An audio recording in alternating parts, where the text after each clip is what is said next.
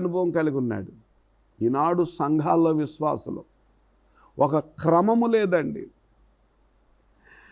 క్రమంగా రండి అని దైవ సేవకులు చెప్తే సేవకుల మీద తిరగబడే విశ్వాసులు ఉన్నారు. క్రమానుగా సకాలానికి రండి, సమయానికి రండి అని ఎంత మొత్తుకున్నా, ఎన్నిసార్లు అడుగుతున్నా సమయానికి రారండి. పాటలు అయిపోయాక, ప్రార్థనలు అయిపోయాక, ఆరాధన అయిపోయాక, సాక్ష్యాలు అయిపోయాక, వాక్యం కూడా సగం అయిపోయాక వస్తానే ఉంటారు. అది క్రమము లేని సంఘం. అలాంటి సంఘ కాపరికి క్రైస్తవ సమాజంలో కానీ అన్య సమాజంలో కానీ వాల్యూ ఉండదండి. మీ వలన మీ ఆత్మీయ తండ్రికి విలువ లేకుండా చేస్తున్నారు. రెండవదిగా మీ ఆత్మీయ తండ్రి మీ విషయంలో సంపూర్ణ సమర్పణతో లేక తృప్తితో సేవ చేయలేడండి. వీళ్ళని ఎందుకు నేను సరి చేయలేకపోతున్నాను అని బాధపడుతూనే సేవ చేస్తాడు.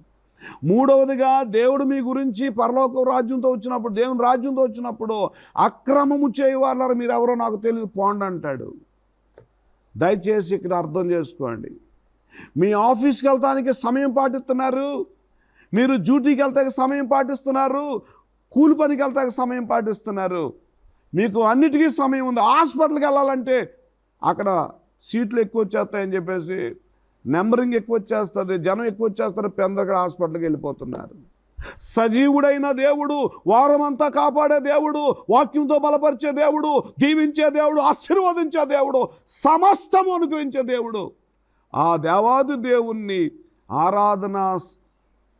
ఆరాధనకు వెళ్ళడానికి సమయానికి రాకుండా మీకు నచ్చిన సమయంలో, మీకు ఇష్టమైన సమయంలో తీరి వస్తూ ఉన్నారు. ఇది సరైన ఆత్మీయ జీవితం కాదని ఒక ఆత్మీయ దైవజనుడిగా మీతో చెప్తున్నాను. ప్రియులారా, రాజు అయిన హిజ్కియా ఒక దేశానికి రాజుగారు. He was a king for a particular country. ఒక దేశానికి రాజు, యోధా దేశపు రాజు. పెందల కాడలేచి ఆయన క్యాబినెట్లో ఉన్న వాళ్ళందరినీ, అధికారులందరినీ ముందు రోజే కబుర్లు పంపించుకొని చక్కగా వాళ్ళని తీసుకుని చర్చకొస్తున్నాడు. సో ఇక్కడ రెండు విషయాలు సంఘం గమనించాలి. ఒకటి, మందిరంలో విశ్వాసులు, సంఘములో విశ్వాసులు పెందల కాడే రావాలి. రెండవదిగా నీ వస్తూ అనేకులను నువ్వు ఫ్రెండ్స్ని సిద్ధపరిచి తీసుకురావాలి.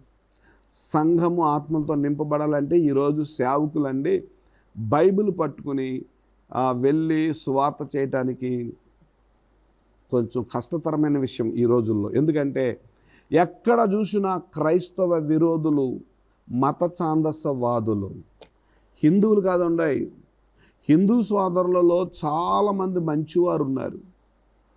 చాలామంది ఇంచుమించు 50-80% హిందువులు చాలా మంచివారు ఉన్నారు. కానీ హిందూ సోదరుల మధ్య కొంతమంది మత ఛాందస్వాదులు ఉన్నారు. వారు ఈరోజు సువార్తకు అడ్డుపడుతున్నారు, సేవకుల్ని మరి నివారిస్తున్నారు, కొడుతున్నారు, తిడుతున్నారు, రకరకాల ప్రయత్నాలు చేస్తున్నారు హిందూ దేశంగా ఈ దేశం మార్చాలి అని. కనుక ఇక్కడ మనం బాగా అర్థం చేసుకుందాం. క్రైస్తవులు సంఘంలో చేర్చబడిన వారు ఏం చేయాలంట? అనేక నూతన ఆత్మల్ని దేవుని దగ్గరికి నడిపించాలి. కనుక మీరు నేను కూడా అలా చేద్దాం. అపోస్తుల కార్యములు 2:27 రోజు నూతన ఆత్మల్ని సంఘంలో చేర్చారటండి ఆదిమ సంఘస్థులు. అలాగే రోమాపత్రిక 16:3 అకుల ప్రిస్కులాలు వాళ్ళ ఇంటి దగ్గరే సువార్తను ఏర్పాటు చేసి అనేక మందిని సంఘంలోకి నడిపించాడు. ఇక మూడవ కర్తవ్యం, సంఘము చేయాల్సిన మూడవ కర్తవ్యం ఏంటంటే సంఘములో వచ్చే సమస్యలను పరిష్కరించువారుగా ఉండాలి, పరిష్కరించే జ్ఞానం ఉండాలి. పౌలు గారు కొరింథీయులకు రాసిన పత్రిక, మొదటి పత్రిక 6:3 ఒక శ్రేష్టమైన మాట చెప్తా ఉన్నారు. ఆ పరిశుద్ధాత్మ దేవుడు చెప్తున్న మాటను మీ ముందు ఉంచాలని ఇష్టపడుతున్నాను. అందరూ కూడా ఆ భాగాన్ని ధ్యానం చేద్దాం. కొరింథీయులకు రాసిన మొదటి పత్రిక 6వ అధ్యాయము 3వ వచనం. మనము దేవదూతలకు తీర్పు తీర్చుదమని ఎరగరా? ఈ జీవన సంబంధమైన సంగతులను గూర్చి మరి ముఖ్యంగా తీర్పు తీర్చవచ్చు కదా. కాబట్టి ఈ జీవన సంబంధమైన వ్యాజ్యములు మీకు కలిగిన ఎడల వాటిని తీర్చుటకు సంఘములో తృణీకరించబడిన వారిని కూర్చుండబెట్టుదురా? మీకు సిగ్గు రావాలని చెప్పుచున్నాను. ఏమి, తన సహోదరుల మధ్యను వ్యాజ్యము తీర్చగల బుద్ధిమంతుడు మీలో ఒక్కడైనను లేడా? అయితే సహోదరుడు తన సహోదరుని మీద వ్యాజ్యమాడుచున్నాడు, మరి అవిశ్వాసుల ఎదుటనే వ్యాజ్యమాడుచున్నాడు. ఒకని మీద ఒకడు వ్యాజ్యమాడుట మీలో ఇప్పటికే కేవలం లోపం. అంతకంటే అన్యాయం సహించుట మేలే కదా. దానికంటే మీ సొత్తులను అపహరింపబడనిచ్చుట మేలే కదా. అయితే మీరే అన్యాయం చేయుచున్నారు, అపహరించుచున్నారు, మీ సహోదరులకే ఇలాగూ చేయుచున్నారు. అన్యాయస్తులు దేవుని రాజ్యమునకు వారసులు కానేరని మీకు తెలియదా? మోసపోకుడి. జారులైనను, విగ్రహారాధకులైనను, వ్యభిచారులైనను, ఆడంగితనము గలవారైనను, పురుష సంయోగులైనను, దొంగలైనను, లోబులైనను, త్రాగుబోతులైనను, దోషకులైనను, దోచుకొని వారైనను దేవుని రాజ్యమునకు వారసులు కానేరరు. విన్నారు కదండి. ఇవన్నీ పరలోక రాజ్యానికి చేరకుండా చేసే కొన్ని అంశాలు. మీరు దయచేసి చాలా విషయాలు పరిశుద్ధాత్మ దేవుడు ఇక్కడ పొందుపరిచారు. మీరు ఇంటికాడ ఉన్నప్పుడు ఈ భాగాన్ని బాగా చదవండి. 6వ అధ్యాయం, కొరింథీయులకు రాసిన మొదటి పత్రిక 6వ అధ్యాయము 3వ వచనం కాడి నుంచి చదవండి. అయితే ఇక్కడ పరిశుద్ధాత్మ దేవుడు ఏం బయలుపరుస్తున్నారంటే, సంఘములో మానవులు ఉన్నాం, రక్షించబడ్డాం, దేవుని బిడ్డలమే. అయినను ఒక్కొక్క పర్యాయము తిండికాడో, వడ్డించేకాడో, లేక కొంత సమయం ఎక్కువైందనో, చర్చి వాక్యం చెప్తూ ఉండే కొంత సమయం ఎక్కువైందనో, అలాగే ఏదో ఒక విషయంలో, లేదంటే మీ ఇంట్లో మీ బంధువుల మధ్య, మీ అన్నదమ్ముల మధ్య, భార్యాభర్తల మధ్య ఏవో సమస్యలు వస్తాయి. ఇలాంటి పరిస్థితులలో ఏం చేయాలంటే, సంఘస్థులు అన్యుల దగ్గరికి, పోలీస్ స్టేషన్ వరకు, అలాగే జడ్జీల వరకు, లాయర్ల వరకు, కోర్టుల వరకు, ఇంకా చెప్పాలంటే మారు మనసు లేని ఈ లోకంలో తీర్పు తీర్చే మనుషుల దగ్గరికి రక్షించబడి విలువ పెట్టి కొనబడిన దేవుని బిడ్డలు, వాక్య జ్ఞానం కలిగిన బిడ్డలు తీర్పులు పొందడానికి వెళ్ళకూడదు, తీర్పు చెప్పించుకోవడానికి వెళ్ళకూడదు, రచ్చబండల్లోకి దేవుడి పిల్లలు వెళ్ళకూడదు. అందుకు సంఘములో ఎవరైనా ఏదైనా సమస్యలు తెచ్చినప్పుడు, సమస్యలు కలిగించినప్పుడు వాటిని జ్ఞానముతో సమీకరించి, పరిష్కరించి మరలా ఉభయులను సమాధానపరచాల్సిన ఒక కమిటీ, కొంతమంది సభ్యులు ఈ కర్తవ్యం చేయడానికి, ఈ బాధ్యత తీసుకోవడానికి సహనాపరులు, మాదిరికరగా జీవించిన వారు, జ్ఞానము కలిగిన వారు ఈ కర్తవ్యం తీసుకుని సమాధానపరచాలి. ఇది సంఘానికి ఉండాల్సిన 3వ కర్తవ్యం. సంఘానికి ఉండాల్సిన 4వ కర్తవ్యం, ప్రియులారా బాగా అర్థం చేసుకుందాం. సంఘము చేయాల్సిన 4వ కర్తవ్యం ఏంటంటే, సంఘము సామాజిక సేవ చేయుటలో దైవ సేవకులకు సహకరించాలి. ప్రియులారా, సంఘము కేవలము వాక్యము చెప్పడం మాత్రమే సంఘం కర్తవ్యం కాదు. మన మధ్య ఓ పాస్టర్ గారు టీవీలో, యూట్యూబ్లో చెప్తూ ఒక మాట చెప్పాడు. నేను అది ఏకీభవించలేకపోతున్నాను. ఏంటంటే, సేవకుడు సువార్త చేయటమే సేవకుడి పని తప్ప సామాజిక సేవ చేయటం సువార్తకుడి పని కాదు. బైబిల్లో యేసయ్య సామాజిక సేవ చేశాడు, సువార్త సేవ చేశారు. అపోస్తలులు సామాజిక సేవ చేశారు, సువార్త సేవ చేశారు. వినండి, అసలు ఈ బోధకుడు సామాజిక సేవ అంటే మరి అసలు నిర్వచనం తెలుసో తెలీదో నాకు తెలియదు. అర్థమైందండి? సామాజిక సేవ అనగా రోగులను దర్శించటం, రోగులకి పరిచర్య చేయటం, రోగులకి ఆహారం ఇవ్వటం, ఫ్రూట్స్ ఇవ్వటం, మందులు కొనివ్వడం, వస్త్రాలు లేని వారికి వస్త్రాలు కొనివ్వడం, విధవరాండ్రును ఆదరించటం, అనాథ పిల్లలను ఆదరించటం, విద్య నేర్పించటం, విద్య చెప్పించటం, ఇది సంఘము చేయాల్సిన రెండవ పరిచర్య. మొదటి పరిచర్య సువార్త పరిచర్య, రెండవ పరిచర్య సామాజిక పరిచర్య. ఈ సామాజిక సేవ భారతదేశానికి మొదట నేర్పిన వారే దేవుని పిల్లలు, దేవుని సేవకులు, మిషనరీలు. దేవునికి స్తోత్రం కలుగును గాక.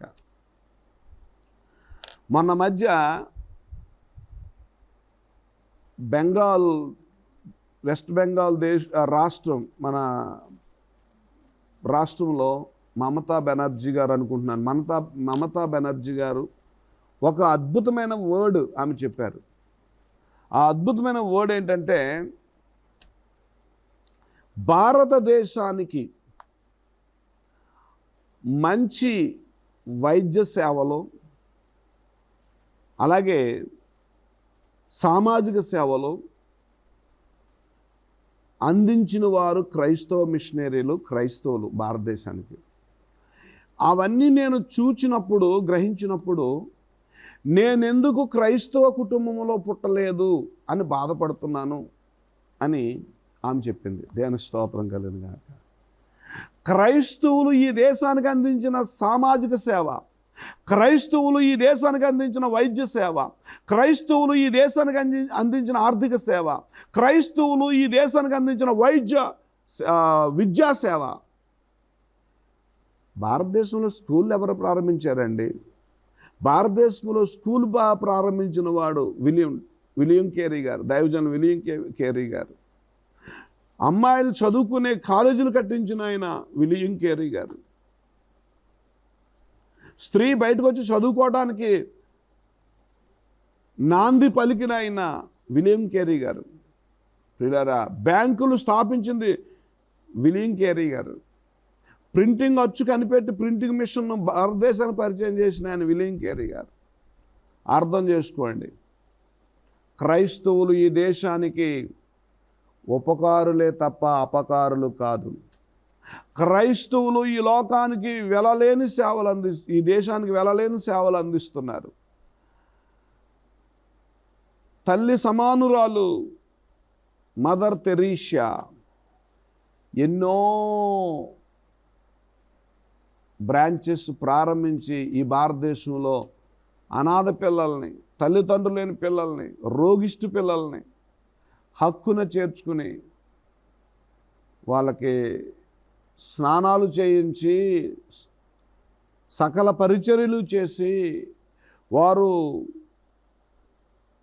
వాష్రూమ్కి వెళ్తే అవి కడిగి వాళ్ళని స్నానం చేయించి వాళ్ళకి వంటలు ఆహారం తయారు చేసి పెట్టి వాళ్ళని చదివించి ఎందరినో ప్రయోజకులను చేసింది మహాతల్లి మదర్ తెరీసా, క్రిస్టియన్. ఈవేళ క్రైస్తవ సమాజానికి, క్రైస్తవ ఆర్గనైజేషన్కి ఆర్థిక సహాయం అందకూడదని FCRAలు రద్దు చేసింది ఈ భారతదేశపు ప్రభుత్వం.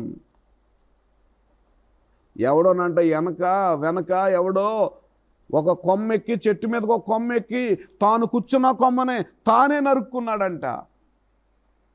తాను కూర్చున్న కొమ్మ తానే నరుక్కుంటే ప్రమాదం వాడికే. కొమ్మతో పాటు వాడు వస్తాడు, కొమ్మ కింద పడతాడు, చస్తాడు. భారతదేశం సౌభాగ్యంతో ఉండాలనుకుంటే క్రైస్తవులకు వచ్చే ఆర్థిక సహాయాన్ని ఆపడానికి ప్రయత్నాలు చేయబోకండి. క్రైస్తవులు ఖచ్చితంగా మనస్సాక్షి గలవారు. క్రైస్తవ మిషనరీలు మనస్సాక్షి గలవారు. వారు FCRAలు మీరు క్లోజ్ చేస్తే భారతదేశ ఆర్థిక స్థితిని క్లోజ్ చేస్తున్నారు. మీరు గమనించండి. డాక్టర్ కేఏ పాల్ గారు ఎన్ని లక్షలు కోట్లు ఈ భారతదేశంలో అనాథ పిల్లలకి, విధవరాండ్రులకి, వితంతువులకి. సో ప్రియమైన నా ఆత్మీయ సహోదరి సహోదరులారా, మీరు ఏ సంఘంలో ఉన్నా సంఘ కాపరికి మీరు సహకరించండి. సంఘ కాపరి హాస్పిటల్కి వెళ్ళి ఫ్రూట్స్ పంచిపెడదామన్నా, క్రిస్మస్ టైంలో, ఈస్టర్ పండగకి, లేక ఏ ఇతర ఒక ప్రత్యేకమైన ఒక కార్యక్రమం పెట్టుకుని సామాజిక సేవ చేద్దామన్నప్పుడు మీరు చేయూతనివ్వండి. బైబిల్ సెలవిస్తుంది, బీదలకు అప్పించువాడు యెహోవాకు అప్పిస్తున్నాడు. ప్రభువారు అంచెదినాన్న తీర్పులో చెప్పబోతున్నాడు, నేను ఆకలి కొన్నాను, మీరు నాకు ఆహారం పెట్టారు. నేను వస్త్రహీనునై ఉన్నాను, మీరు నాకు వస్త్రాలు ఇచ్చారు. నేను రోగినై ఉన్నాను, మీరు నన్ను పరామర్శించారు. నేను చెరసాల్లో ఉన్నాను, మీరు నన్ను పరామర్శించడానికి వచ్చారు. మనం అంటామంట, ప్రభువా నువ్వు ఎప్పుడు ఆకలి కొని నీకు ఆహారం పెట్టాం, ఎప్పుడు దప్పికుంటే నీకు దాహం ఇచ్చాం, ఎప్పుడు వస్త్రహీనుడిగా ఉంటే నీకు వస్త్రాలు ఇచ్చాం, ఎప్పుడు నువ్వు చెరసాల్లో ఉంటే నీ దగ్గరికి వచ్చాం, నువ్వు రోగిగా ఉంటే నీ దగ్గరికి వచ్చాం. మిక్కిలి అల్పులైన నా సహోదరులకు మీరు చేశారు, మానవులకు మీరు చేశారు, బీదవారికి చేశారు, వస్త్రహీనులకు చేశారు, ఆహారం లేని వాళ్ళకి ఇచ్చారు ఆహారం, నాకే చేశారని ప్రభు మనకి రివార్డ్ ఇవ్వబోతున్నాడు. 1000 ఏళ్ల పరిపాలనలో చివరి ఘట్టంలో, తీర్పు దినాన చివరి ఘట్టంలో ప్రభు మనకు బహుమానం ఇవ్వబోతున్నాడు. కనుక సంఘము సామాజిక సేవ చేయాలి. ఆ విషయంలో ఆత్మీయ తండ్రికి సహకరించాలి సంఘం. చివరిగా 5వ పాయింట్, సంఘము దేవుని పరిచర్యకు వాక్యానుసారంగా దేవునికి కానుకలు ఇవ్వాలి. సంఘము ఎన్ని విధములుగా కానుక ఇవ్వాలి, ఏ విధంగా కానుక ఇవ్వాలి అంటే, మనకు నచ్చినట్టుగా, మనకు తోచినట్టుగా కాదండి. ఒక విషయం, సంఘ ఇతరులు అంటే యేసు ప్రభుని ఎరగని వారు ఈరోజు వాక్యం వింటే, కానుకల విషయంలో ప్రభుని ఎరగని వారు డిఫరెంట్ రీతుల్లో వ్యంగ్యంగా, ఎటకారంగా వాటిని వక్రీకరిస్తూ చెప్తున్నారు. అసలు మా యేసు ప్రభువుకి కానుకలు అవసరం లేదు. మా యేసు ప్రభుకి వెండి అయింది, ఈ భూలోకంలో వెండంతా అయిందే, బంగారం అంతా అయిందే, ఆకాశం అయిందే, భూమి అయిందే, సముద్రం అయిందే, వ్యవసాయం అయిందే, సమస్త భూమండలం అయిందే, పరలోకం అయిందే, 3 లోకాలు ఆయనయే. ఆయనకి కానుకలు అక్కర్లేదు.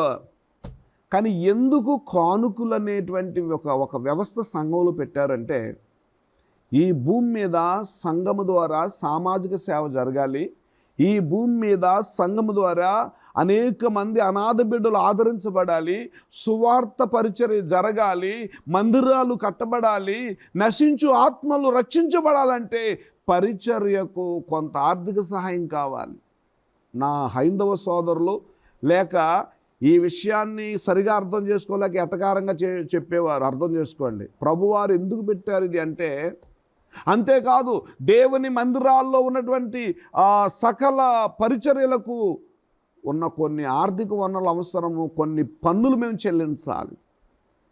వాటికి సంఘము నుండే రావాలి తప్ప బయట నుండి ఎవరో వీటికి సహాయం చేసేవారు లేరు.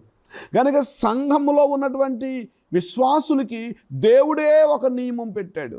మీ సొంత నియమాలతో, సొంత ఇష్టాలతో, సొంత ఉద్దేశాలతో ఇవ్వటం కాదు అని.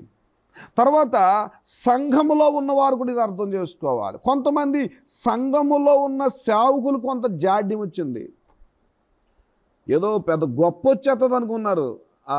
విశ్వాసులు మనసులు దోచుకోవాలి, విశ్వాసుని గెలుచుకోవాలి. ఏంటది? దశంభాగం. కొత్త నిబంధనలో దశంభాగం ఇమ్మని ఎక్కడుందో చూపించండి. నీ తలకాయ ముందు నువ్వు బైబిల్ భాష చదువుకో. కొత్త నిబంధనలో దశంభాగం ఇమ్మని ఉందో లేదో నీకు అర్థమవుతుంది సహోదరుడా. కొత్త నిబంధనలో చూపిస్తేనేమో ఇది కొత్త నిబంధన కాదు, కొత్త నిబంధన ఇంకా ఇక్కడ లేదు, కొత్త నిబంధన ఎక్కడో అపోస్తుల కార్యం రోమపత్రికలో ఉంది, సువార్త కొత్త నిబంధన కాదంటావు. అసలు నువ్వేం మాట్లాడుతున్నావు? కొత్త నిబంధనని బైబిల్లో మలాకి తర్వాత మత్తయి సువార్తలో ముందు పేజీలో కొత్త నిబంధనని దేవుడే రాయించాడు. అది కొత్త నిబంధన కాదు అని ఏదేదో వల్లిస్తావు. నీ నీ నీ వక్రీకరణ, నీ సొంత బోధ ఎవరికి కావాలి? యేసు ప్రభు స్వయంగా చెప్పాడు, అది మానక ఇది చెయ్యండి. మీరు దశమ భాగం ఇమ్మని ప్రభు చెప్పారు. దేవునిది దేవునికి ఇవ్వండి, కైసరిది కైసరికి ఇవ్వండి. దేవునిది ఏంటది? ప్రభు ఖచ్చితంగా చెప్పాడు. మలాకి గ్రంథంలో 3వ అధ్యాయం 10వ వచనంలో, 8, 10 వచనాల్లో 10వ భాగము ప్రతిష్ఠిత అర్పణమును నా మందిరములో ఆహారం ఉన్నట్లు తీసుకురండి. అది యెహోవా భాగము. That is the share of Jehovah. That is the share of God. అది యెహోవా భాగం. విశ్వాసులు ఆ భాగాన్ని తినకూడదు. అది సువార్త కొరకు ఇవ్వాలి. అది కొత్త నిబంధన కావచ్చు, పాత నిబంధన విశ్వాసులు కావచ్చు, కొత్త నిబంధన విశ్వాసులు కావచ్చు. కొత్త నిబంధనలో దశమ భాగం మాత్రమే కాదు, దశమ భాగం ఇస్తూ ప్రభు నిన్ను లక్షలకు అధిపతిగా, కోట్లకు అధిపతిగా చేసినప్పుడు ఇంకా ఎడిషనల్గా కొరింథీ పత్రిక 1వ పత్రిక 16వ అధ్యాయం 2వ వచనంలో ప్రభు చెప్పారు, మీరు వర్ధిల్లిన కొలదిగా దేవుని పరిచర్యకి ఇమ్మన్నాడు. 2 రకాలుగా దేవునికి ఇచ్చే విషయం ప్రభు చెప్తున్నాడు. 1 దశమ భాగము, 2 నీవు వర్ధిల్లిన కొలదిగా ఇవి. చదువు బైబిలో. విశ్వాసులారా, ఇలాంటి వక్రీకరంగా చేసే వాళ్ళ బోధలు మీరు వినకండి.